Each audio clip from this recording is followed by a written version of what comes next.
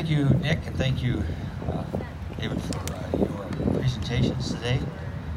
I'd like to start my presentation with a quote from Reverend Dr. Martin Luther King, where he said, "Violence only leads to new and more complex social problems."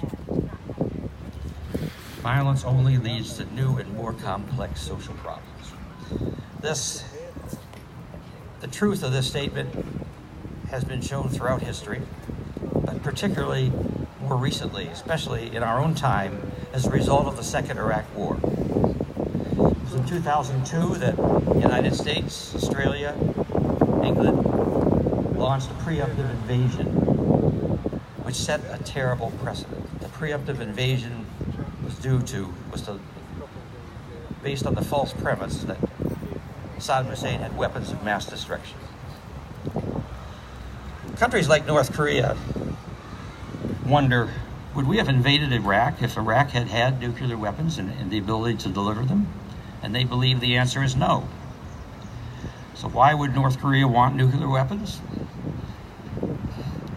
They unfortunately are a dark paradox. There is a dark paradox that nuclear weapons are viewed as a deterrent to preemptive invasion. It is a dangerous paradox because the presence of nuclear weapons can result in a nuclear war occurring by accident. There are many well-documented circumstances and instances where there have been false alarms. That's why it is a dark paradox.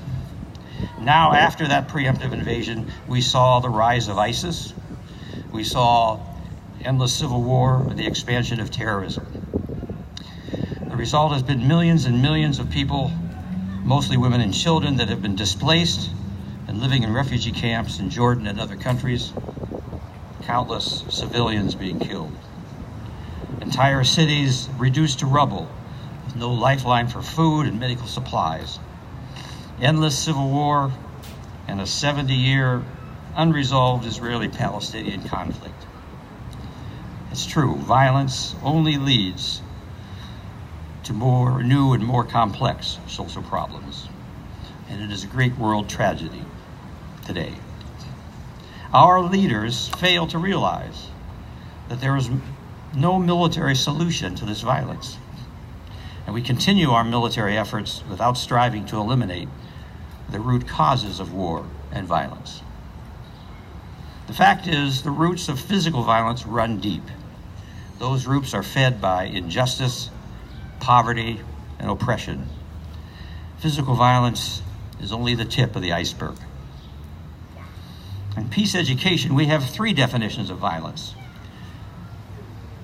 Not only physical violence, but there's also psychological and structural violence.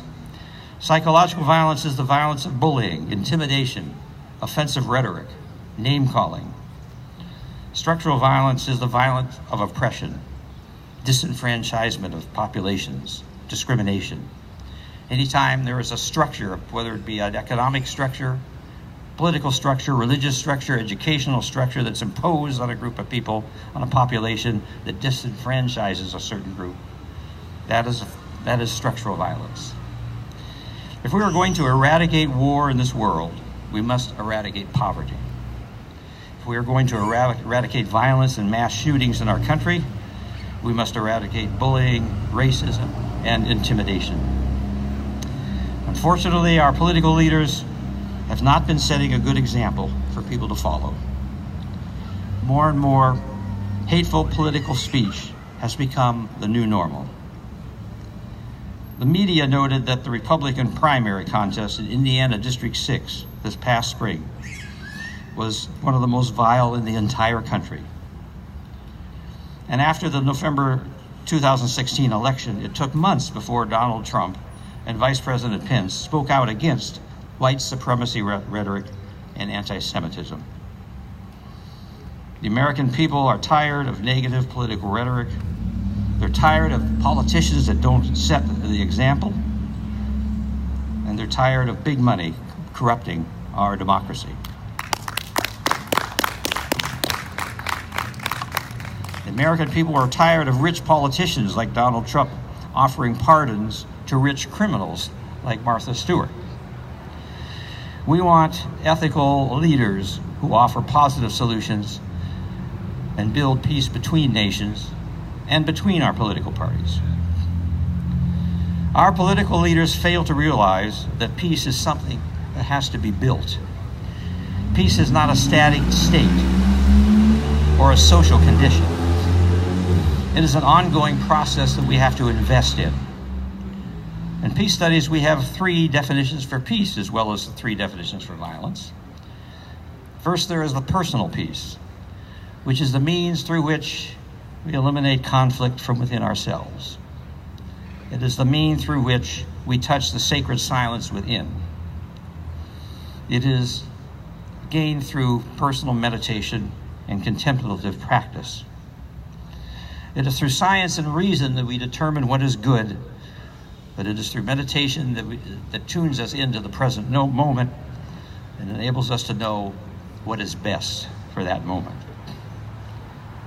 It is through personal peace. Everybody needs a contemplative dimension in their life so they can tune in to that deep level, which gives rise to those epiphanies which enable us to know what is best for the present moment.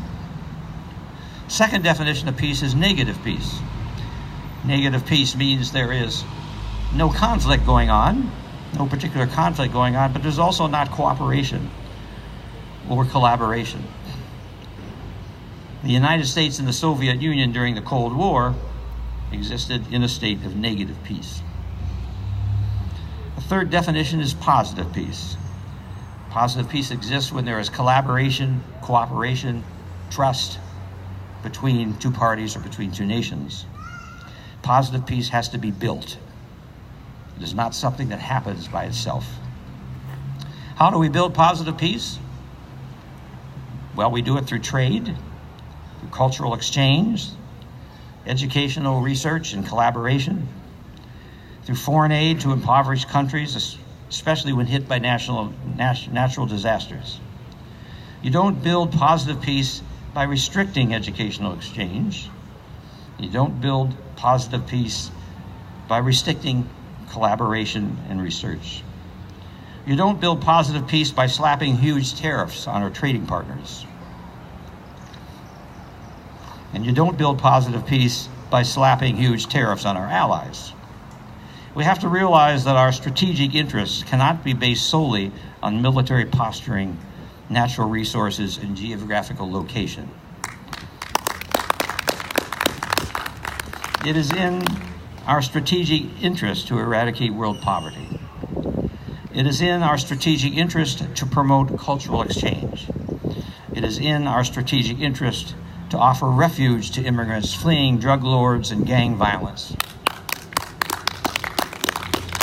especially when the major market for the sale of illegal drugs is in our own country.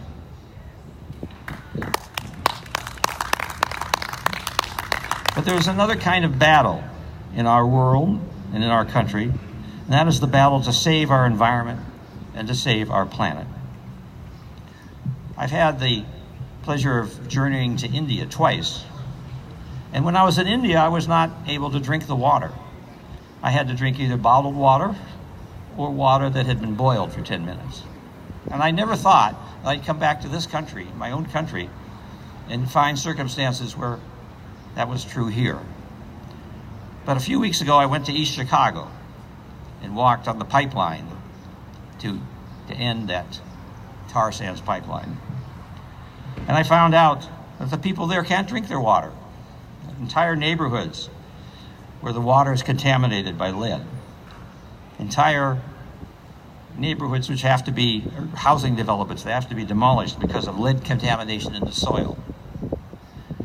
A almost brand new elementary school, which must have cost taxpayers $35 million to build, which cannot be used. It simply sits there vacant because of the lead contamination in the soil. EPA Director Scott Pruitt, who continues to roll back policies that protect our environment, has to be reined in, and we need the EPA to protect us and to become aware of all these environmental crises that are being ignored. To win this war this battle to save our environment, we must create a sustainable future based on renewable green energy sources like solar, wind, geothermal energy. And I'm proud to say that Ball State University, where I taught for 32 years, converted to geothermal energy. Just one example, when we have leadership that understands the needs of the environment. We must remember that there is no planet B. The living universe has given us this precious planet, and it is our collective responsibility to care for it.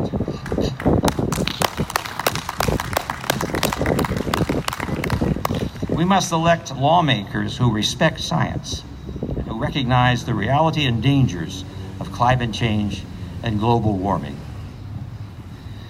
This is one of the many reasons why I'm running as the Green Party candidate, because the Green Party offers us a sustainable future. Another is because the Green Party stands for Medicare for all, that healthcare is indeed a human right, and that we need to move our state toward a living wage for everyone.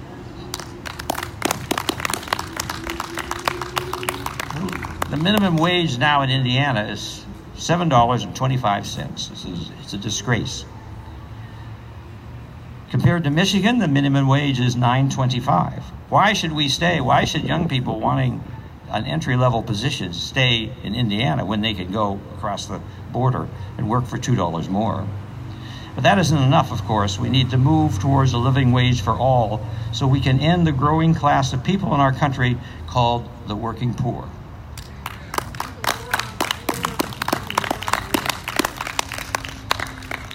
Finally, we must work towards changing our political culture from a counterproductive adversarial culture to a mediation culture. And it's important that we understand these differences. In an adversarial culture, it relies on debate. Mediation culture relies on dialogue. Adversarial culture asserts one's own agenda over the others, while a mediation culture uses active listening and understanding. In an adversarial culture, we're playing a zero-sum game. In a mediation culture, we're playing a game where both sides can win. Adversarial culture uses hard power of coercion. Mediation culture uses soft power of persuasion. Creates an argument in a situation where people realize both sides can benefit from a solution.